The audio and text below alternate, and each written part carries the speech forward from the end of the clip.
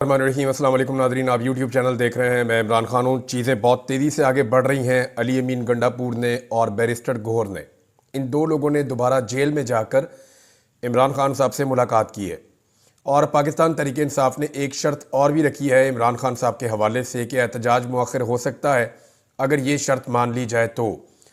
अच्छा, इमरान खान साहब ने एक दिन पहले ये खबर चली थी, अलीमा खान साहिबा ने इसको कन्फर्म भी किया था कि अली अमीन गंडापुर को और बैरिस्टर गौहर को इमरान खान साहब ने इजाज़त दी कि आप जाकर एस्टेब्लिशमेंट से बातचीत कर लें, या वो कोई नुमाइंदगान अगर आपके सामने रखते हैं तो आप उनके साथ बातचीत कर लें। और 3 सूरतें या 3 शराइत हमारी है, और अगर वो शराइत मान ली जाती हैं या कोई रास्ता निकलता है तो मुज़ाकरात के ज़रिए से आगे बढ़ने में कोई कबाहत नहीं है। 3 शराइत जो इमरान खान साहब ने दिए उनमें एक तो ये कि उनका मैंडेट वापस किया जाए, दूसरी शर्त उनकी ये है कि जो अदलिया के साथ किया गया 26वीं आईनी तरमीम में उसे वापस किया जाए, तीसरी जितने भी बेगुनाह कैदी हैं उन सबको रिहा किया जाए जिन्हें सियासी तौर पे निशाना बनाया जा रहा है।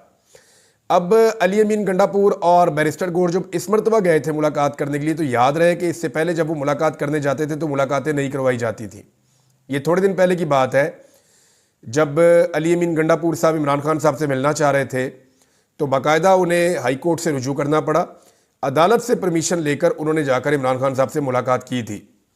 वैसे मुलाकात हो ही नहीं रही थी, लेकिन अब ऐसा हो रहा है कि 2 दिनों में 2 लगातार मुलाकातें करवाई गई हैं और मुलाकातों का टाइम भी नहीं देखा गया। ये भी नहीं देखा गया कि आज मुलाकात का दिन है या नहीं है, और ये भी नहीं देखा गया कि मुलाकात कितनी देर तक होती है, यानी किसी किस्म की रुकावट नहीं थी। तो मतलब ये है कि वाकई में एस्टेब्लिशमेंट ने अली अमीन गंडापुर को अंगेज किया है और वो गंडापुर के ज़रिए से इस एहतजाज को ख़त्म करवाना चाहते हैं। इमरान खान साहब तक जब कुछ चीज़ें पहुंचाई गई, यानी जो ऑफ़र्स आई थी वो इमरान खान साहब को दी गई, जनाब ये चीज़ें हो जाएंगी, तो जो मेरी इत्तला है उसके मुताबिक तो ये है कि इमरान खान साहब ने जो डेडलाइन है उसको बढ़ाने से इनकार कर दिया है। लेकिन ट्रस्ट का एक डेफिसिट है ना। इमरान खान साहब से बहुत दफ़ा पहले वादे किए गए लेकिन सारे वादे तोड़ दिए गए। जनरल बाजवा के दौर से ये सिलसिला शुरू हुआ है कि अभी इलेक्शन हो जाएगा, अगले महीने इलेक्शन हो जाएगा, हम ये करवा देंगे, ये ना करें, ये करवा देंगे, वो ना करें, यहाँ से वापस चले जाएं, हम ये वाली बात मान लेंगे। लेकिन इमरान खान साहब को पाकिस्तान के सिस्टम ने बार बार धोखा दिया, और इतनी बार धोखा दिया है कि अब इमरान खान साहब कहते हैं जी पहले करो तो उसके बाद फिर देखते हैं। अभी वो अपनी कॉल एहतजाज की वापस नहीं ले रहे, और जुमेरात की रात तक की उन्होंने डेडलाइन दी हुई है इमरान खान साहब ने। अच्छा, ये मुज़ाकरात हो क्यों रहे हैं, ज़रा इसकी कुछ चीज़ें मैं आपको बता देता हूँ इनसाइडर कि ये चल क्या रहा है। देखिए, हमारे कुछ दोस्त हैं, उन्होंने इसके ऊपर अपनी राय भी दी है। पाकिस्तान तहरीक इंसाफ के लोग भी कह रहे हैं, कुछ जो इंडिपेंडेंट मीडिया है वो भी कह रहा है कि मुज़ाकरात की बातचीत चल रही है। अच्छा, ये क्यों शुरू हुई और क्यों चल रही है? कुछ फैक्टर्स हैं जिनकी वजह से ये मुज़ाकरात हो रहे हैं, कुछ पैगाम रसानियाँ हो रही हैं, और इनकी वजूहात हम देख लेते हैं। कुछ मुज़ाकरात जो हैं वो बैकडोर चैनल के ज़रिए से हो रहे हैं, और कुछ मुज़ाकरात जो हैं वो बराह रास्त हो रहे हैं। जैसा कि अटॉर्नी जनरल है, वो सबको पता है एस्टेब्लिशमेंट का आदमी है, तो उसने कहना शुरू कर दिया जी हम तो सफ़ेद झंडा लेकर खड़े हैं, या हम तो बैक फुट पे जा रहे हैं, बाकी सबको भी चाहिए कि वो बैक फुट पे जाएं, तो आहिस्ता आहिस्ता रास्ता निकालें। तो रास्ता निकालने की बातें हो रही हैं। फैसल वाडा ने ये स्टेटमेंट दे दिया कि जी हम इस हुकूमत का बोझ और नहीं उठा सकते। अब फैसल वाडा जो है वो माउथ पीस है एस्टेब्लिशमेंट के, तो उन्होंने एस्टेब्लिशमेंट के बिहाफ पे कहा कि इस हुकूमत का बोझ हम कब तक उठाएंगे, इन्हें खुद अपना बोझ उठाना पड़ेगा। अब हो ये रहा है कि अब तक जितनी मार पड़ी पाकिस्तान तहरीक इंसाफ को, वो PMLN ने जब जब मारा या पीपल्स पार्टी ने, वो एस्टेब्लिशमेंट के साथ मिलकर मारा है। अब अगर एस्टेब्लिशमेंट इमरान खान साहब को नहीं मारती तो क्या ये दोनों जमातें मिलकर इतना मार सकती हैं कि तहरीक इंसाफ के लोगों को कुचल सके? तो मेरा जवाब है कि नहीं। अगर एस्टेब्लिशमेंट साथ ना दे तो ये वो सारा कुछ नहीं कर पाएंगे, क्योंकि देखें एस्टेब्लिशमेंट के कहने पर ही पुलिस एक सर्टन लिमिट क्रॉस कर जाती है। उन्हें पता है बंदे भी मार दिए तो कोई गल नहीं, उन्हें पता है कि कितनी भी ज्यादती हमने कर दी, एस्टेब्लिशमेंट हमारे साथ है तो हमें कोई कुछ नहीं कहेगा। लेकिन सियासतदानों पे वो ऐसे एतबार नहीं करते।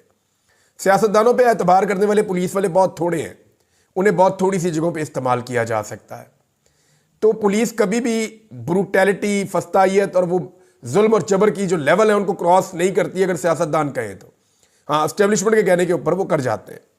अब फैक्टर्स कौन से हैं जिनकी वजह से ये मामला यहाँ पहुंचा है? नंबर 1 तो आलमी दबाव है, वो बढ़ता चला जा रहा है, और बढ़ते आलमी दबाव की वजह से एस्टेब्लिशमेंट परेशान है। यानी मैं आपको बता रहा था ना कि कनाडा से मजीद अभी 5 पटिशन आएंगी, तो उनमें से 2 जो है वो बिल्स आ गए हैं, और उनकी तफसीलात जो है वो अब हर तरफ आ गई है। मैं उसकी मजीद तफसील आपको क्या बताऊं, लेकिन इसमें एक अली साहब हैं, उन्होंने, और एक ताबिश साहब हैं गालिबन उनका नाम है, और 2-3 और लोग हैं, इन्होंने बड़ा किरदार अदा किया है। और लगातार ये बरतानिया के अंदर जो ओवरसीज़ पाकिस्तानी है, बरतानिया में भी और कनाडा में भी, इवन अमेरिका में भी, बल्कि अब तो हर मुल्क के अंदर, ये भी मैं आपको एक तफसील बताऊंगा, एक बहुत बड़ी खबर आई है मेरे पास। लेकिन हर तरफ जो है वो पाकिस्तानियों ने बड़ा रोल प्ले किया है। तफसीलात मैं आपको इसकी बाद में बताऊंगा, लेकिन अभी अपनी खबर पे वापस आते हैं। अच्छा जी, अमरीकी आशीर्वाद से बैरूमी का वक्त भी आ गया है, ये भी एक बड़ा फैक्टर है, क्योंकि जो अमेरिका में रजीम मौजूद था जो बाइडन का, वो इमरान खान को मारने के या पाकिस्तान तरीके इंसाफ के ऊपर जुल्म और जबर करने पे बिल्कुल खामोश था और उनकी रजामंदी थी उनकी। तो पाकिस्तान में एस्टेब्लिशमेंट ने और पीडीएम ने जो चाहा वो कर दिया, लेकिन अब ट्रंप की जीत से ना वहाँ पे फ़र्क पड़ गया है। फिर बरतानवी वज़ीर ख़ारजा का ख़त है, अमरीकी सेनेटर्स का ख़त है, अक़वाम मुत्तहिदा से बार बार आवाज़ें आ रही हैं। ये सारी चीज़ें जब आप मिलाकर देखते हैं तो इसका मतलब ये है कि एस्टेब्लिशमेंट अब इसका बोझ और नहीं उठाना चाहती। फिर सारा कुछ तो करके देख लिया है, जुल्म करके देख लिया, हर किस्म के हथकंडे अपना कर देख लिए, पैसे मांग के देख लिए, मुल्कों के चक्कर लगा लिए, पूरा जोर लगाकर देख लिया, हर किस्म की सहूलतकारी की गई है, लेकिन मईशत ठीक नहीं हुई और ना ही मुल्क के हालात बेहतर हो रहे हैं। तो इनकी कैपेसिटी नहीं है जिनको लाकर हुकूमत में बैठाया गया है। एक फैक्टर ये भी है। एक और फैक्टर है कि हुकूमत और एस्टेब्लिशमेंट की बदनामी में हर गुजरते दिन के साथ इजाफा हो रहा है। खासतौर पर जो मिलिट्री एस्टेब्लिशमेंट है वो पाकिस्तान में इस लेवल तक कभी भी नहीं अवाम उनसे इख्तलाफ रखते थे, या अवाम में इतने शिकवे और शिकायतें पहले कभी नहीं थे जितने अब हैं। और ये बोझ उठाना बहुत मुश्किल होता है किसी भी एस्टेब्लिशमेंट के लिए। अच्छा, एक चीज़ और है कि ओवरसीज पाकिस्तानियों और सोशल मीडिया को काबू करने की जितनी कोशिशें की गई हैं वो तमाम कोशिशें तकरीबन नाकाम हो गई हैं। अब आ जाए इस बात पे कि क्या ये वो सारे फैक्टर्स हैं या इतना दबाव पड़ गया है कि अब एस्टेब्लिशमेंट वाकई में पीछे हट गई है 4 कदम, या वो कह रहे हैं जी हम सफ़ेद झंडा लेकर खड़े, हम नहीं लड़ना चाहते। क्या वाकई ये हो गया है? ये फैसला तो वक्त करेगा, लेकिन इसकी 2 पॉसिबिलिटीज़ हैं। नंबर 1 ये है कि मुमकिन है कि जो वजूहात मैंने आपको बताई वो उन वजूहात की वजह से एस्टेब्लिशमेंट इतनी परेशान हो गई है कि अब उनके पास कोई रास्ता नहीं है और उन्हें लगता है कि इमरान खान को सरेंडर तो करवाया नहीं जा सका, तो उसके सामने सरेंडर ही कर देते हैं। यानी ठीक है, कोई बीच का रास्ता निकालते हैं, इमरान खान को भी बाहर आने दें, पाकिस्तान में कोई इलेक्शन करवा के तो जान छुड़ाएं अपनी। एक तो चीज़ ये है। और चले वो नहीं है तो कम से कम ये ज़रूर है कि हम भी 4 कदम पीछे हट जाते हैं। पॉलिटिकल लोग पॉलिटिक्स करते हैं, वो जो आपको शिकवे और शिकायतें थे हमारे से, कम पीछे हट रहे हैं। इमरान खान से हम मज़ीद नहीं लड़ना चाहते, या पाकिस्तान के लोगों से हम मज़ीद नहीं लड़ना चाहते। एक तो पॉसिबिलिटी ये है। अच्छा, दूसरा मैं आपको बताऊं, ये जो रीज़न है ये मेरे दिल को लगता है, वो ये है कि तहरीके इंसाफ के एहतजाज से फ़िलहाल किसी तरह जान छुड़ा ली जाए। यानी अब तहरीके इंसाफ से बड़े लंबे अरसे से लड़ रहे हैं, तो पाकिस्तान की एस्टेब्लिशमेंट ने भी बहुत कुछ सीख लिया है। उन्हें इस बात का आइडिया हो गया है कि लोग रद्द अमल के तौर पे निकलते हैं। लोगों को जब गुस्सा आता है, लोग ज्यादती होती देखते हैं, तो लोग ज़्यादा बड़ी तादाद में निकलते हैं। तो इसलिए उन्होंने रास्ता अपनाया कि जी इनको अंगेज करें, किसी तरह ये वाला टाइम गुजार दें। अगर ये महीना गुजर गया, आगे दिसंबर में फिर सर्दियाँ आ जाएगी। दिसंबर और जनवरी में आप किसी भी तहरीक को या एहतजाज को आप उस तरह नहीं देख सकते, लेकिन फिर ये मामला चला जाएगा कहाँ पे, फरवरी में चला जाएगा। तो 2-3 महीने एस्टेब्लिशमेंट गेन कर सकती है या इस हुकूमत को मिल सकते हैं। अब इस सारे झगड़े के दौरान एस्टेब्लिशमेंट ने जो कुछ भी सीखा है उसको अप्लाई किया जा रहा है कि चलो कोई एंगेजमेंट करते हैं, कोई माहौल बनाते हैं इस तरह का जिस माहौल में ज़रा थोड़ा सा पाकिस्तान तरीके इंसाफ का वर्कर रिलैक्स हो जाए। आम पाकिस्तानी को लगे कि जनाब इस हुकूमत से हमारी जान छूटने वाली है, ऐसे स्टेटमेंट भी दिलवाए जाएं लोगों से। तो ये भी एक माहौल बनाया जा रहा है, जैसे कि फैसल वाडा का स्टेटमेंट हो गया, जैसा कि स्टेटमेंट हो गया अटॉर्नी जनरल का हो गया और बाकी लोगों के। लेकिन इमरान खान साहब ने अब तक की इतलात के मुताबिक जो अपनी जुमेरात वाली डेडलाइन है उसको बरकरार रखा हुआ है और वो किसी सूरत भी इस डेडलाइन से पीछे नहीं हटना चाहते। एक खबर यह है कि पाकिस्तान तहरीक इंसाफ ने मशरूत कर दिया है कि जनाब ठीक है, हम एहतजाज मौखर करते हैं, फिलहाल आप इमरान खान साहब को खैबर पख्तूनख्वा शिफ्ट कर दें। यानी जो ज्यादती उनके साथ की जा रही है, पंजाब में जो जुल्म हो रहा है, ये बंद करवा दिया जाए, उन्हें खैबर पख्तूनख्वा में शिफ्ट कर दिया जाए। मुझे नहीं लगता ये मुतालबा माना जाएगा। लेकिन एक चीज़ हुई है आज की, एक बड़ी डेवलपमेंट, और वो बड़ी डेवलपमेंट ये है कि इमरान खान साहब की तोशाखाना वाले केस में जमानत हो गई है। ये तोशाखाना 2 केस था, यहां मजाक उड़ रहा है पूरे के पूरे निज़ाम इंसाफ का। यानी जज साहब ने तो यहां तक पूछा कि जनाब ये तोशाखाना में तोहफा कितने का लिया इमरान खान साहब ने? उतने का ही लिया है ना जितने पैसे बनते थे। यानी असल में तो असेसमेंट बनाने वाले का काम है। एक तोहफा है वो आ गया तोशाखाना के अंदर, मैंने पहले 10 बार आपको समझाया। एक तोहफा है वो आ गया तोशाखाना में, अब तोशाखाना में उसकी कीमत लगाई गई। वो जो कीमत लगाई सरकारी अफसर ने लगाई, उस कीमत के मुताबिक उसको खरीद लिया किसी ने, कोई भी खरीद सकता है, इमरान खान खरीद लिया, उनकी वाइफ ने खरीद लिया, और किसी ने खरीद लिया। अब वो तोहफा चला गया उनके घर।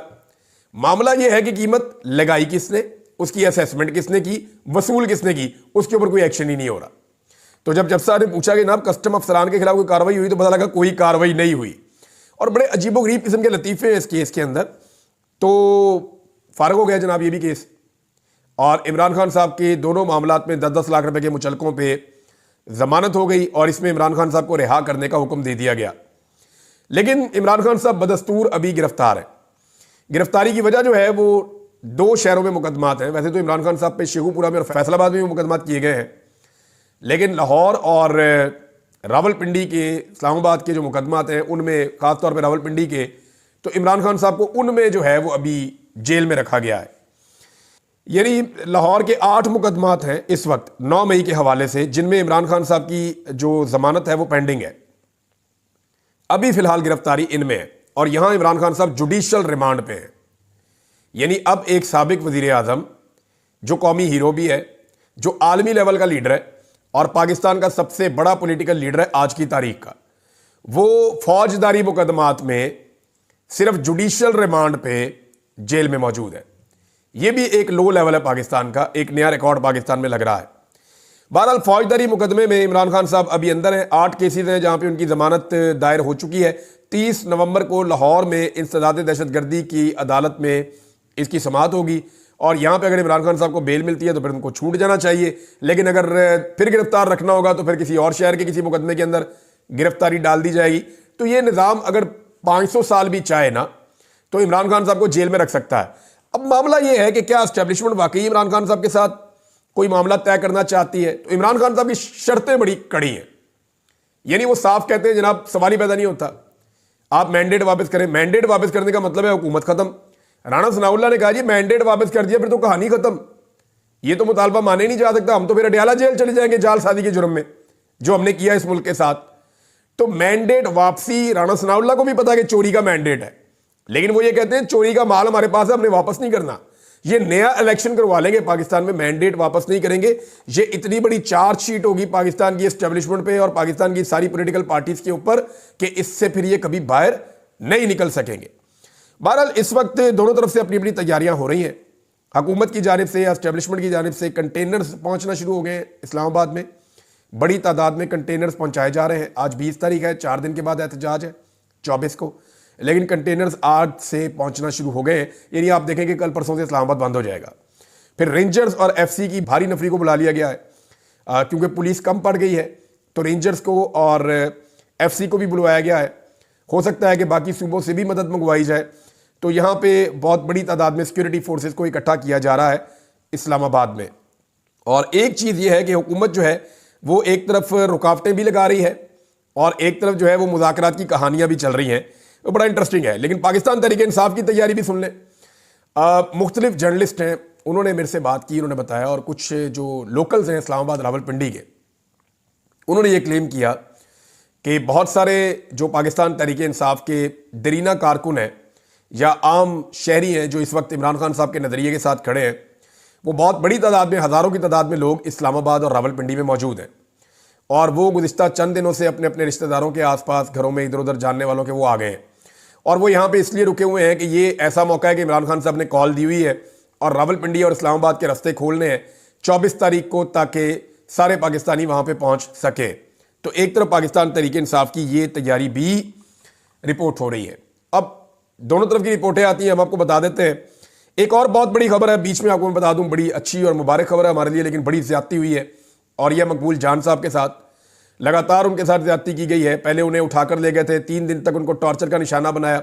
मैंने अपने कानों से सुना जब और यह मकबूल जान साहब के ऊपर टॉर्चर हुआ था, क्योंकि मुझे भी वहीं रखा गया था और यह साहब की तबीयत और हालत बहुत ख़राब हो गई थी। जब मैं छूट कर आया उस कैद से लगभग 4.5 महीने के बाद, तो मैंने और यह मकबूल जान साहब को बताया था कि सर मैं वहाँ था जहाँ पे आपके ऊपर टॉर्चर किया जा रहा था। तो अंदाज़ा कीजिए कि 70 साल से ज़्यादा उम्र के आदमी के ऊपर वहाँ पे टॉर्चर किया गया था एजेंसियों की तहवील में। बहरहाल अभी भी तकरीबन 2 महीने से ज़्यादा हो गए और यह मकबूल जान साहब को बंद किया हुआ था जेल में।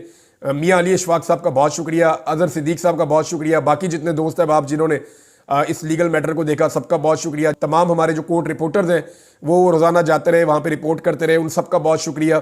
तमाम लोग जिन्होंने आवाज़ उठाई और ये मकबूल जान साहब के हक में, उन सबका बहुत शुक्रिया। उम्मीद करता हूं कि दोबारा उनको विक्टिमाइज नहीं किया जाएगा और ये मकबूल जान साहब की जमानत हो गई, अच्छी खबर है। अब पाकिस्तान तहरीक इंसाफ ने ये जो एहतजाज है ना, ये सिर्फ पाकिस्तान के अंदर नहीं कर रही। सबसे बड़ा जो हुकूमत के लिए और स्टैब्लिशमेंट के लिए प्रॉब्लम आ रहा है, ये एहतजाज अभी तक जो अनाउंस हुए हैं 31 मजीद जगहों पे भी हो रहा है पूरी दुनिया में। इतने बड़े स्केल का एहतजाज आज से पहले कभी नहीं हुआ। हाँ, ये होता था 2 शहर, 5 शहर, 6 शहर, 1 शहर, और कोई और पॉलिटिकल पार्टी ऐसा कर भी नहीं सकती। मैं चैलेंज करता हूं पाकिस्तान की एस्टेब्लिशमेंट ये करना चाहे, इस वक्त वो भी नहीं कर सकती कि पूरी दुनिया के अंदर एहतजाज करे। लेकिन पूरे वेस्टर्न वर्ल्ड के अंदर यह एहतजाज होने जा रहा है और पाकिस्तानी बड़ी तादाद में इसमें शिरकत करेंगे। चंद जगहों के नाम भी मैं आपको बता देता हूं। बरतानिया में 10 डाउनिंग स्ट्रीट पे एहतजाज होने जा रहा है 24 नवंबर को। अमेरिका में 7 रियासतों में 7 मुख्तलिफ शहरों में एहतजाज होने जा रहा है। न्यूयॉर्क में, वाशिंगटन में, लॉस एंजलिस में, सैन डिएगो में, टेक्सास में, बोस्टन में, फिर डबलिन में एहतजाज होने जा रहा है। कनाडा में 2 शहरों में एहतजाज होने जा रहा है। इटली के 2 शहरों में एहतजाज होने जा रहा है। नॉर्वे के 2 शहरों में एहतजाज होने जा रहा है। ओस्लो में बहुत बड़ा एहतजाज प्लान किया है। वहां के पाकिस्तानियों ने, एक डॉक्टर साहब है, उन्होंने राब्ता भी किया। उन्होंने बताया जी कि हम शानदार एहतजाज करेंगे और चाहते हैं सारे पाकिस्तानी उसके अंदर शिरकत करें। ऑस्ट्रेलिया के 5 शहरों में एहतजाज होने जा रहा है। न्यूजीलैंड में एहतजाज होगा। ब्रिसल्स में एहतजाज का अनाउंसमेंट किया ओवरसीज पाकिस्तानियों ने। डेनमार्क में एहतजाज किया जा रहा है। स्पेन में, हॉलैंड में, जापान के अंदर एहतजाज होने जा रहा है। जर्मनी में एहतजाज करेंगे पाकिस्तानी। फ्रांस में एहतजाज करेंगे। यूनान में, स्विट्जरलैंड में, जहां ये अभी इलाज करवाने के लिए भी गए हुए थे। साउथ कोरिया में भी एहतजाज होगा। अभी ये जगह फाइनल हो चुकी हैं। यहां पे ओवरसीज पाकिस्तानी फुल तैयारियां कर रहे हैं। इस स्केल के ऊपर कोई एहतजाज नहीं कर सकता जिस स्केल के ऊपर इमरान खान ने सिर्फ जेल से कॉल दी है और पूरी दुनिया के अंदर एहतजाज हो रहा है। दुनिया का कोई लीडर ये करके दिखा दे, अमरीकी सदर ये करके दिखा दे कि मैं सारी दुनिया के मुल्कों के अंदर एहतजाज की कॉल दे रहा हूं, सारे अमेरिकन निकलो और वहां पे एहतजाज करो। अमेरिकन सदर भी नहीं कर सकता। ये पाकिस्तान का एक साबिक वजीर आजम जेल में बंद है, उसने कॉल दी, जेल से पैगाम आया, सारी दुनिया के अंदर एहतजाज की कॉल हो गई और पाकिस्तानी वहां धड़ाधड़ तैयारियां कर रहे हैं। तो जनाब ये इस वक्त सिचुएशन है एहतजाज की, पाकिस्तान तहरीक इंसाफ की अनाउंसमेंट की। ये चीज़ें मैंने आपके साथ शेयर कर ली है, कुछ और खबरें भी आ रही हैं, लेकिन वो चीज़ें आपके साथ मैं बाद में शेयर करूंगा। अब तक के लिए इतने, अपना ख्याल रखिएगा, अपने इस चैनल का भी। अल्लाह हाफिज़।